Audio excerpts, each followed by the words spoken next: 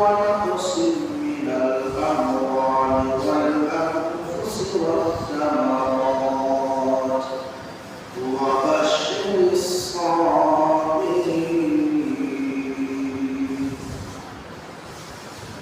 وقال رسول الله صلى الله عليه وسلم: لا يرحم الله من لا يرحم الناس، أو كما قال عليه الصلاة والسلام.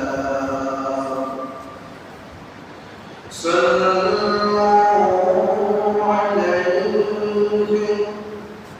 وسلموا تسليما. الله زاد محمدا تعظيما. شكرا لكم. اللهم صل على محمد وعلى آل محمد كما صليت على إبراهيم وعلى آل إبراهيم إنك حميد مجيد. اللهم بارك على محمد وعلى آل محمد كما باركت على إبراهيم وعلى آل إبراهيم إنك حميد مجيد. بكمالك كشف الدجى بجمالك حسنت جميع خصاله. صلوا عليه وآله لا إله إلا الله.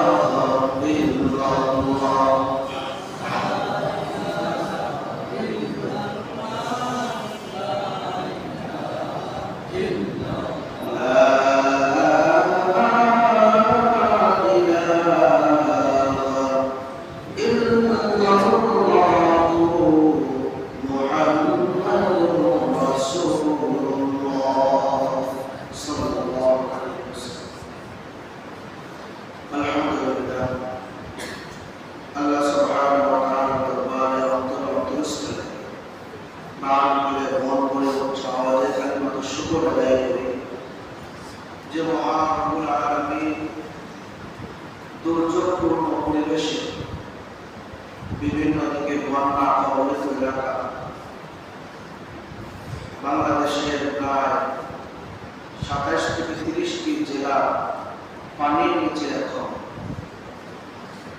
আল্লাহ তাআলা ইচ্ছা করলে আমাদের অঞ্চলটাও পানির নিচে নিয়ে নিতে পারতেন। আল্লাহ রাব্বুল আলামিন সেই বিপদ দুর্যোগ থেকে আল্লাহ তাআলা আমাদেরকে এখন পর্যন্ত বিপদ মুক্ত রেখেছেন, মানসিক শারীরিক সুস্থতা দান করেছেন। দুনিয়ার সমস্ত ঝামেলা থেকে আল্লাহ তাআলা মুক্ত করে ফিতনা ফাসাদের জন্য সকল ফিতনা ফাসাদ থেকে আল্লাহ তাআলা মুক্ত করে ঈমান আমল আকীদাকে এখন পর্যন্ত মজবুত রাখার সুবর্ণ সুযোগ দান করেছেন। পবিত্র জুমার দিন জুমার নামাজে আসা বসা, আল্লাহ তাআলার ঘরের মেহমান হওয়া, সংক্ষিপ্ত আকারে কিছু আলোচনা করা, আলোচনা শ্রবণ করা, আল্লাহ রাব্বুল আলামিন সুবর্ণ সুযোগ দান করেছেন।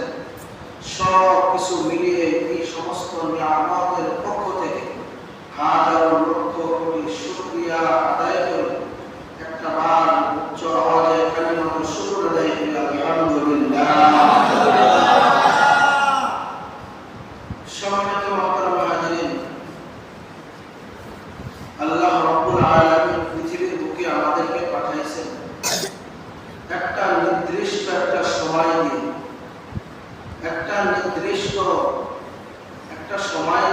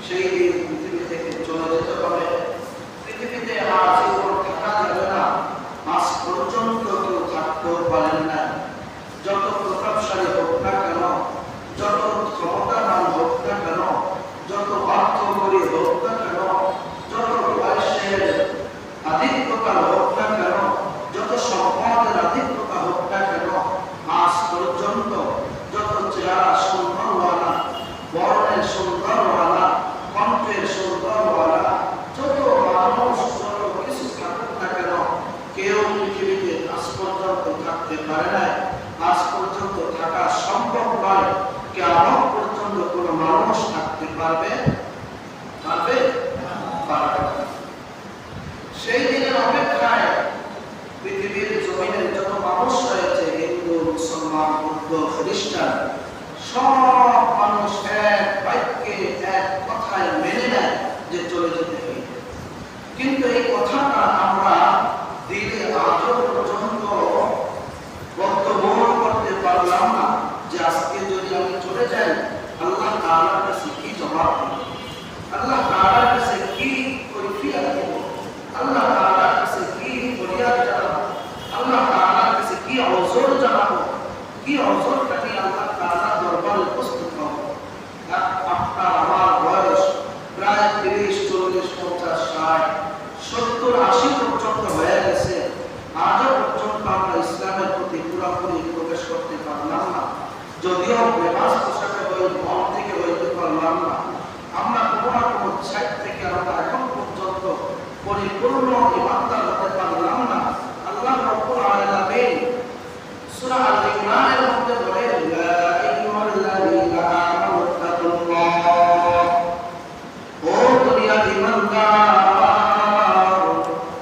দুনিয়ার মুসলমানদেরকে আল্লাহ রাব্বুল আলামিন ডাক দিয়া বলেন, ও পরিবারের মুসলমান, তোমাদেরকে আল্লাহ তাআলা বলতেছেন, ইয়া আইয়ুহাল্লাযীনা আমানু, আজকে যারা তোমার মাঝে আসবে তাদেরকে আল্লাহ তাআলা বলেন, তাদেরকে আল্লাহ তাআলা মায়া দিয়ে, ভালোবাসার দিয়ে নিজের বান্দা হিসেবে আল্লাহ তাআলা বলতেছেন, ও ঈমানদার, ও ঈমানওয়ালা, কালিমাওয়ালা মুসলমান, যারা নামাজে আসবা প্রত্যেককে আল্লাহ তাআলা ডাক দিয়া বলেন, ইয়া আইয়ুহাল্লাযীনা আমানু তাকুল্লাহ, একমাত্র আল্লাহ তাআলাকে ভয় করো, আল্লাহ তাআলাকে অন্তরের মধ্যে ভয় নিয়ে আসো।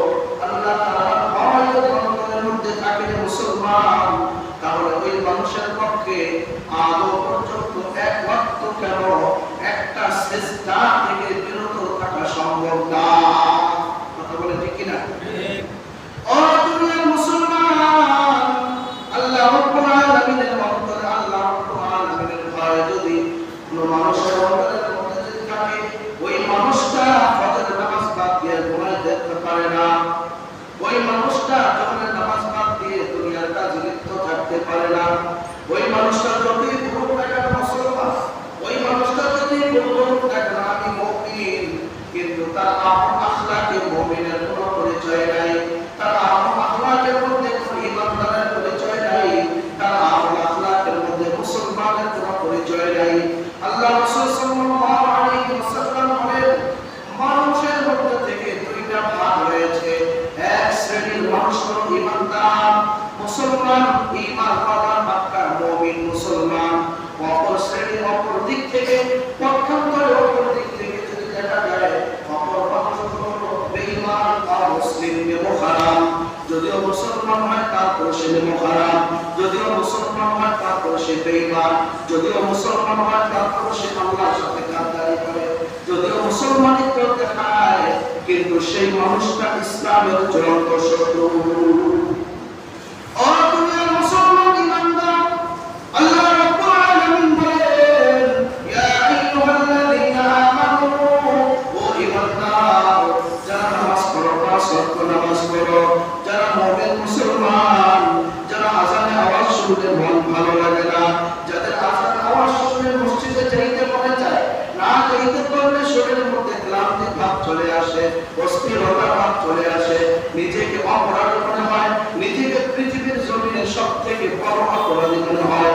ও দুনিয়ার মুসলমান, আমাদের জমিনের মধ্যে, দুনিয়ার মধ্যে, এলাকার মধ্যে, পরিবারের মধ্যে সবচেয়ে বড় অপরাধী কে? আমরা সাধারণভাবে চোখের সামনে দেখি যে মানুষটা জেনা করে, এই মানুষটা আমাদের সামনে সবচেয়ে বড় অপরাধী। কথা বলে ঠিক কিনা? যে মানুষটা অন্যের ঘরে ডাকাতি করে, এই মানুষটা যেই মানুষটা অন্যকে ধোঁকা দিয়ে চলে সেই মানুষটা বড় অপরাধী। কিন্তু না না না, আল্লাহ রাসূল সাল্লাল্লাহু আলাইহি ওয়াসাল্লাম বলেন কুড়িপাড়ার মধ্যে ওই মানুষগুলো, রশিদপুরের মধ্যে ওই মানুষগুলো, পুরা বাংলাদেশের মধ্যে, পুরা পৃথিবীর মধ্যে ওই মানুষগুলো সবচেয়ে বড় অপরাধী। সবচেয়ে বড় অপরাধী হলো যে মানুষটা নামাজ পড়ে না। নামাজ চোর হলো সবচেয়ে বড় চোর। নামাজ চোর হলো সবচেয়ে বড় চোর। যে আল্লাহর সাথে গাদ্দারি করে হলো বড় চোর। আল্লাহর সাথে গাদ্দারি করা, নামাজ থেকে বিরত থাকা একই কথা। নামাজ থেকে বিরত থাকতো, আল্লাহ তাআলা ডাক দিল, অথচ আল্লাহর ডাকে সাড়া দিল না। আল্লাহর সাথে গাদ্দারি করলো, আল্লাহর সাথে গাদ্দারি করে দেখাইলো যে আল্লাহ তুমি ডাকছো যাও, আমার কাজ আমি আগে কইরা লই, আগে আমার কাজটা বড়, তোমার কাজটা পরে, আমার কাজ সবচেয়ে প্রাধান্য পায়, তোমার কাজ অপ্রাধান্যযুক্ত, অপ্রাধান্য আমার কাছে। আল্লাহ তোমার কাছে আমার কাছে পছন্দ হয় না, সুতরাং আমি তোমার মসজিদে আর যাইতে পারি না। যারা আসে না তাদের অবস্থা এমন, তাই কথা বলে ঠিক না? ও দুনিয়ার মুসলমান ইমানদার,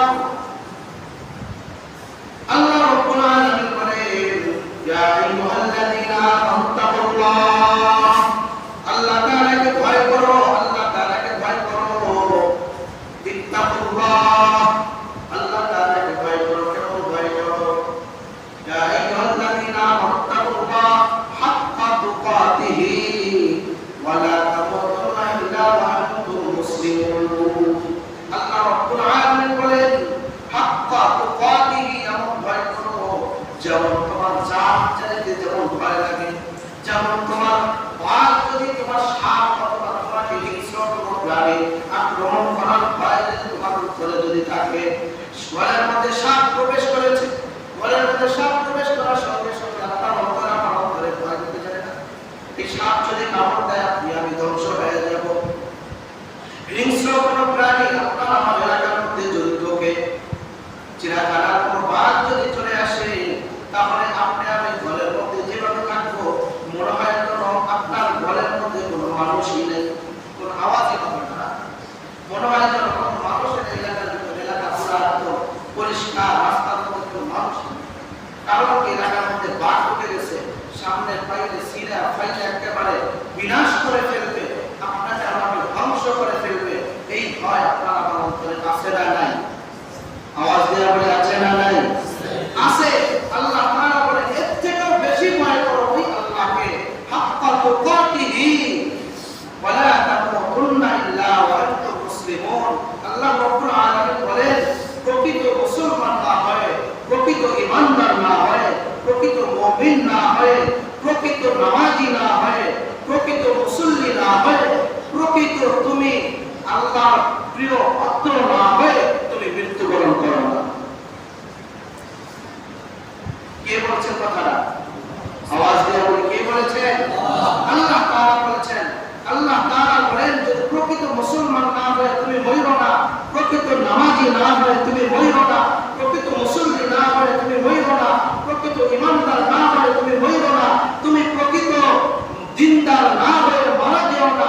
যদি মারা যাও তাহলে কবর তোমার জন্য জাহান্নামের গর্তসমূহ থেকে একটা গর্ত হয়ে যাবে।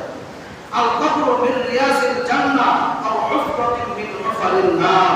রাসূল আলাইহি সাল্লাল্লাহু আলাইহি ওয়াসাল্লাম বলেন আল কবর মিন রিয়াজিল জান্নাহ, এই কবরটা হলো কোন মানুষের জন্য, কোন ব্যক্তির জন্য, কোন ঈমানদারদের জন্য জান্নাতের সমস্ত বাগানসমূহ থেকে একটা বাগান। সুবহানাল্লাহ। এই কবরটা জান্নাতের বাগান হোক আপনার আমার। প্রথম ঘাটিটা প্রশ্নগুলো সহজ হয়ে যায়, প্রথম ঘাটির প্রশ্নগুলো আল্লাহ তাআলা সহজ করে দেয়। প্রথম ঘাটির প্রশ্নগুলো আল্লাহ তাআলা আমার পক্ষ থেকে পুরো ব্যক্তি দাঁড় করাইয়া আমাকে কষ্ট না দিয়া, আমাকে আসানের মাধ্যমে কোন ব্যক্তির মাধ্যমে আল্লাহ তাআলা প্রশ্নের জবাবগুলো নিয়ে নেয়। কবরের মধ্যে আপনার আমার জন্য ফুল বিছানা হয়ে যায়, কবরটা আপনার আমার জন্য প্রশস্ত হয়ে যায়, কবরটা আপনার আমার জন্য জান্নাতের টুকরা হয়ে যায়, কবরের মধ্যে আপনার আমার লিবাসটা জন্য জান্নাতের লিবাস হয়ে যায়। এইটা চায় না কে? এটা কে চায় না? বলে আপনারা কি চান সবাই? আচ্ছা, সকলে যদি চেয়ে থাকি তাহলে আল্লাহ তাআলা বলেন ওয়ালা তামুতুন্না ইল্লা ওয়া আনতুম মুসলিমুন, ও ঈমানদার, ও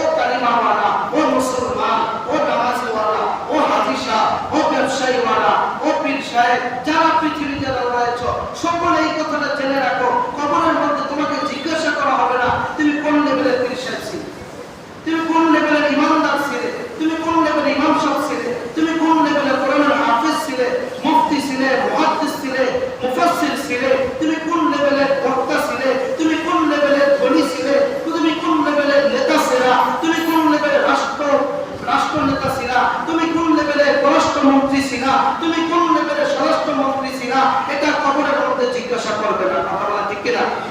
জিজ্ঞাসা করবে না কিরকমের? আপনাদের কাছে কোন অভিজ্ঞতা আছে নাকি? জিজ্ঞাসা করবে? করবে না। কিন্তু আল্লাহ তাআলা এটাই জিজ্ঞাসা করবেন, তুমি আমার সামনে কি নিয়ে আসলে।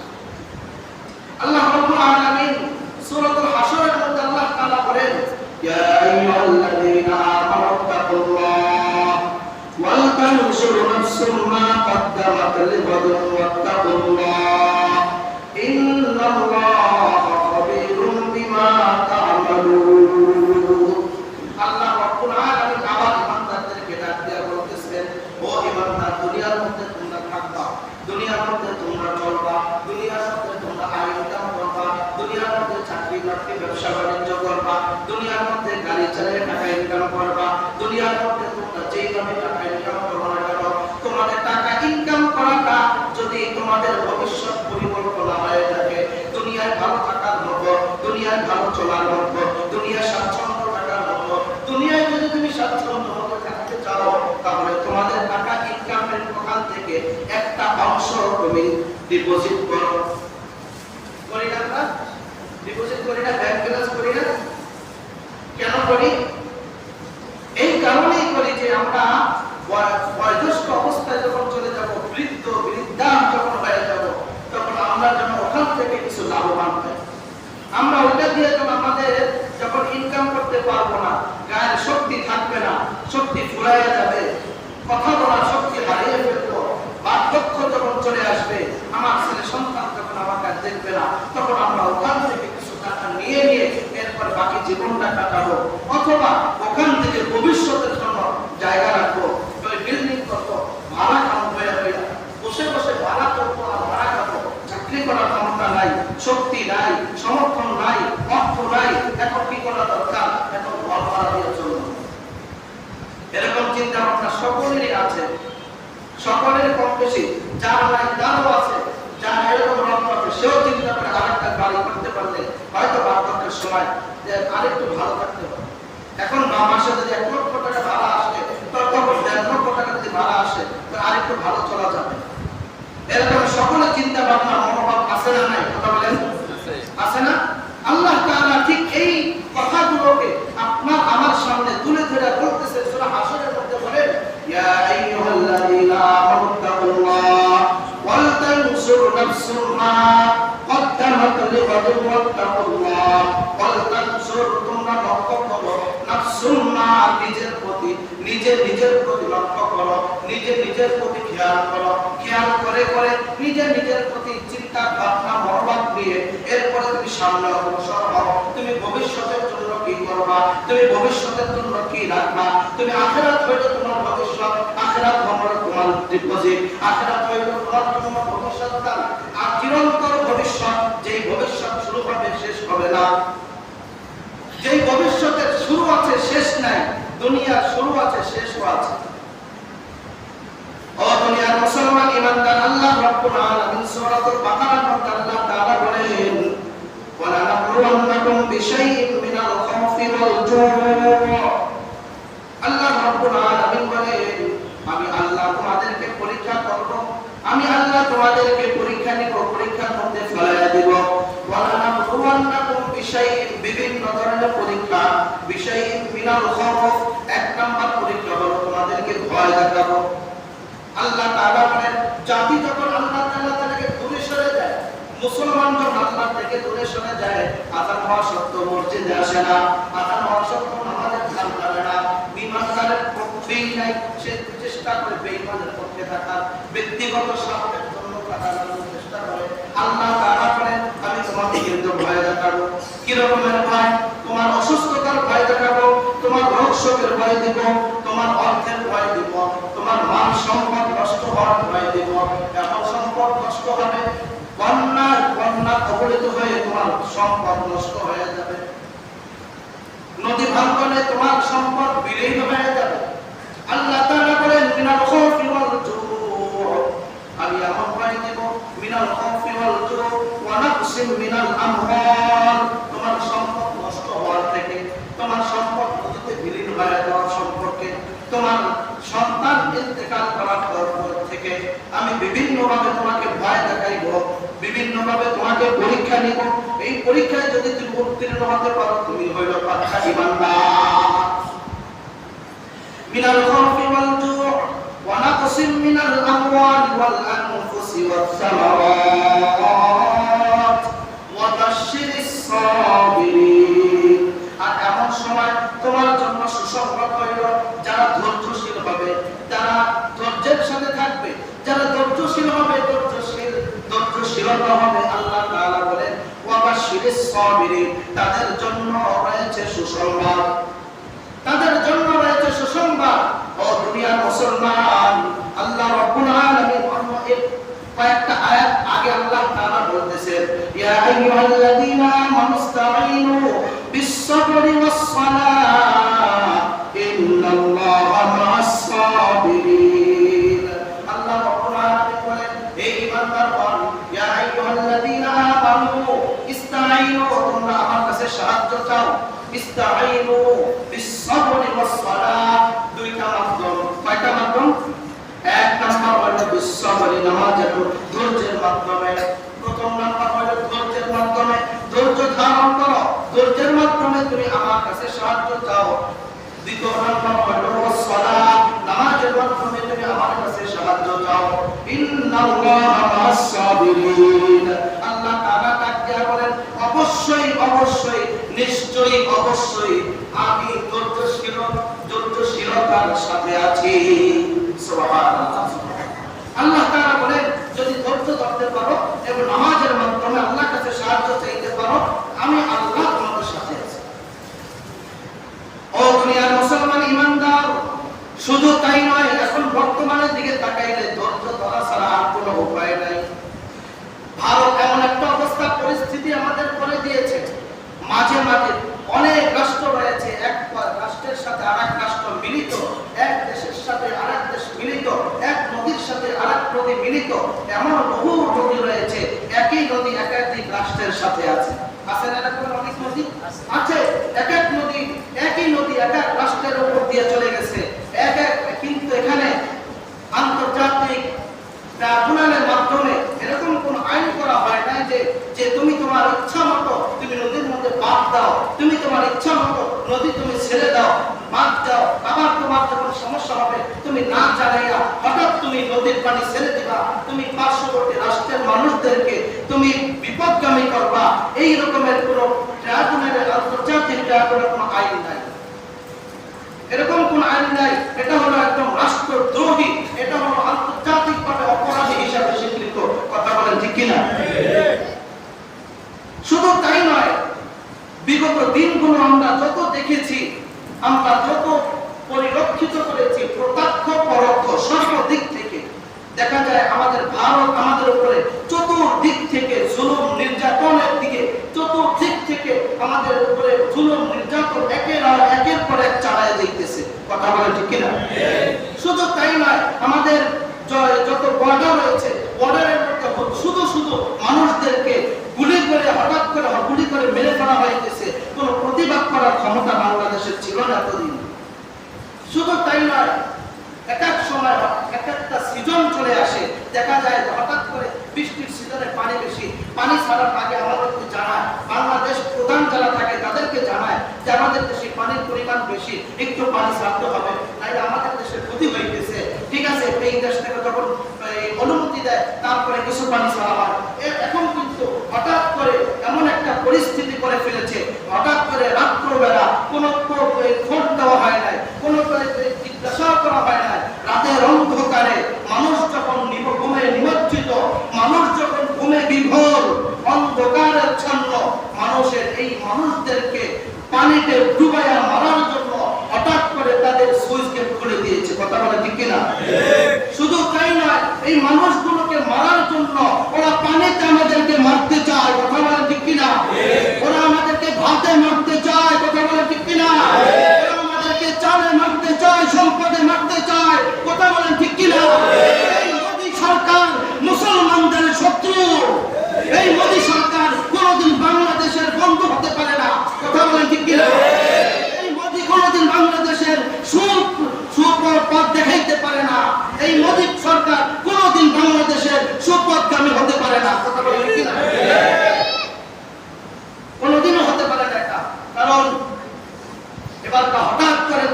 ছেড়ে দিল, রাতের অন্ধকারে মানুষগুলো যখন ঘুমে নিমজ্জিত, এমন সময় ছেড়ে দিয়েছে বাঁধগুলো যাতে করে মানুষগুলো পানিতে ডুবে মারা যায়, সেই ব্যবস্থা তারা করে দিয়েছে।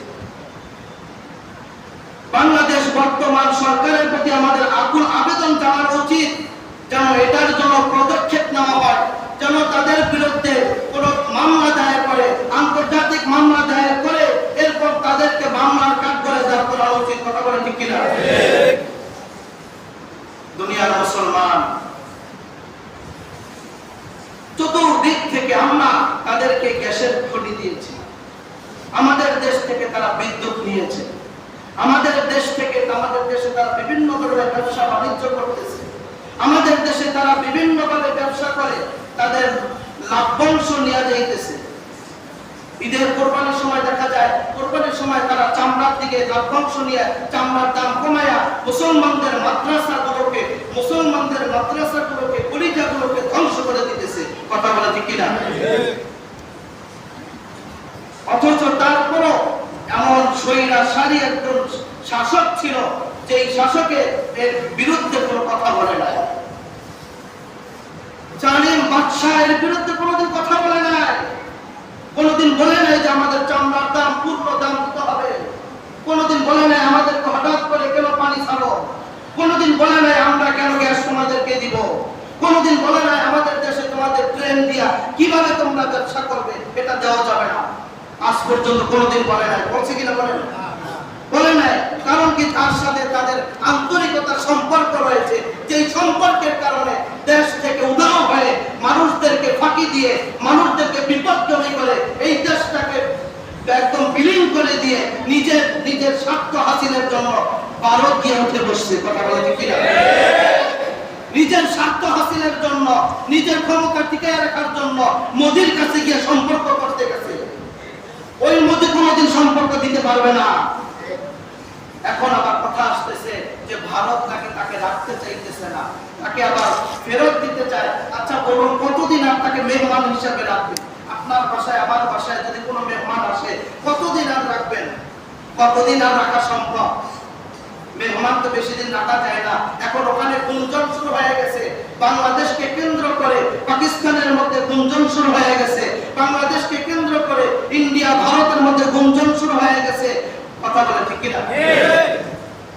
কারণ সবাই চায়, সবাই নিরাপদে নিশ্চিন্তে বসবাস করতে চায়, সমস্ত মানুষগুলো নিরাপদে থাকতে চায়।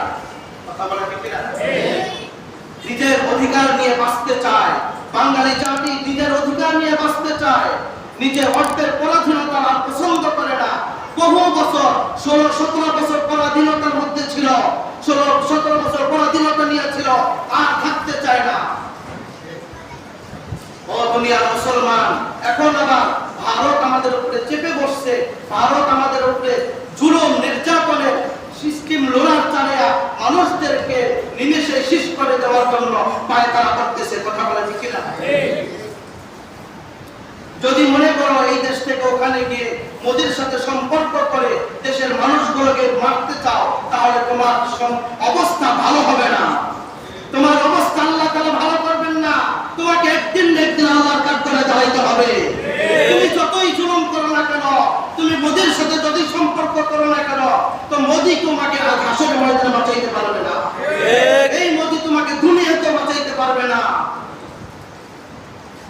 কথা বলা ঠিক কিনা? দুনিয়ার মুসলমান, এখন যে পরিস্থিতি এখন আমাদের সামনে উপলব্ধ করতেছে, এখন এই অবস্থা যদি বন্ধ না হয়, তাহলে এমন হতে পারে পুরা ঢাকার শহর পানির তলে চলে যেতে পারে, পুরা ঢাকার শহর পানির নিচে চলে যেতে পারে। আপনারা দেখছেন ভিডিও চলে, অনেক একটা বিল্ডিং দোতলা তিনতলা পর্যন্ত পানির নিচে চলে গেছে। গতকালকে দেখলাম পটিয়া মাদ্রাসা একতলা পানির নিচে চলে গেছে, রশিদিয়া মাদ্রাসা পানির নিচে, পটিয়া মাদ্রাসায় গতকাল আজকে ফজরের সময় দেখলাম হাঁটু পর্যন্ত পানি পটিয়া মাদ্রাসা। এরকমের অনেক মাদ্রাসা, অনেক ভারী ঘর, অনেক সম্পদ সবকিছু নষ্ট হয়ে যাচ্ছে। এর জন্য দায়ী একমাত্র মোদি। কথা বলে ঠিক কিনা? এর জন্য ওই দায়ী। কারণ ও কেন আমাদেরকে আগে পরামর্শ নিল না, ওদের পানি বেশি হইতে পারে, ঠিক আছে, কিন্তু সালার একটা লিমিটেশন আছে, সালার একটা নির্ধারিত একটা মাত্রা আছে। অতিমাত্রা, অতিরঞ্জিত আল্লাহ তাআলা পছন্দ করেন না। এমন হতে পারে আল্লাহ তাআলা যদি কবুল করেন, এই হাসিনার মতো ওরও পতন হবে। কথা বলা ঠিক কিনা? হাসিনার পতন যেমন হয়েছে, মোদিরও পতন হবে। কথা বলা ঠিক কিনা? এখন ইন্ডিয়ার মধ্যে গুঞ্জন শুরু হয়ে গেছে। ও দুনিয়ার মুসলমান, এই জন্য আমাদের উচিত যারা এই বন্যা কবলিত অবস্থায় তাদের পাশে দাঁড়ানোর। কথা বলে ঠিক কিনা? আল্লাহ তাআলা বলেন লা ইয়ারহামুল্লাহু মান লা ইয়ারহামুন নাস। ও দুনিয়ার মুসলমান, আল্লাহ তাআলা ওই সমস্ত মানুষদের উপরে রহম করেন না, দয়া করেন না, দয়ার দৃষ্টিতে দেখেন না যে সমস্ত মানুষগুলো বিপদগামী মানুষদের উপরে দয়ার দৃষ্টিতে না দেখে। বিপদগামী মানুষের উপর রহমতের দৃষ্টিতে না দেখে, আল্লাহ তাদের উপর রহমতের দৃষ্টি দেন না। দুনিয়ার মুসলমান, তাদের উপরে আমাদের উপর দায়িত্ব এখন তাদের উপরে দয়ার দৃষ্টিতে দেখা। কথা বলে ঠিক কিনা? কিভাবে দেখবো আমরা? তাদেরকে আর্থিকভাবে সহযোগিতা করা, তাদেরকে আমরা বস্ত্র দেওয়া। তাদের অনেকের ঘরে বস্ত্র নাই, এমন রাত্রে পানি ঢুকছে, নিজের কাপড় নিচে নিয়ে যাইতে পারে না, নিজের অর্থ টাকা পয়সা নিয়ে বের হইতে পারে না, সব নিমেষে পানির তলে চলে গেছে সব। এখন তাদেরকে অর্থ দিয়ে আমাদেরকে সাহায্য করা এটা ঈমানি দায়িত্ব। এটা ঈমানি দায়িত্ব। এই ঈমানি দায়িত্ব পালন করতে আমরা রাজি আছি কারা কারা? সবাইকে রাজি আছি ইনশাআল্লাহ? সবাই আছেন তো ইনশাআল্লাহ? এই জন্য আমরা তাদের দিকে লক্ষ্য করে আমরা আগামীকালকে কুমিল্লা এবং চাঁদপুরের দিকে যাওয়ার খেয়াল করতেছি এবং যাওয়া হবে ইনশাআল্লাহ। এখন আপনারা তাদের আমাদের মাধ্যমে তাদেরকে সাহায্য সহযোগিতা করার জন্য রাজি আছেন তো?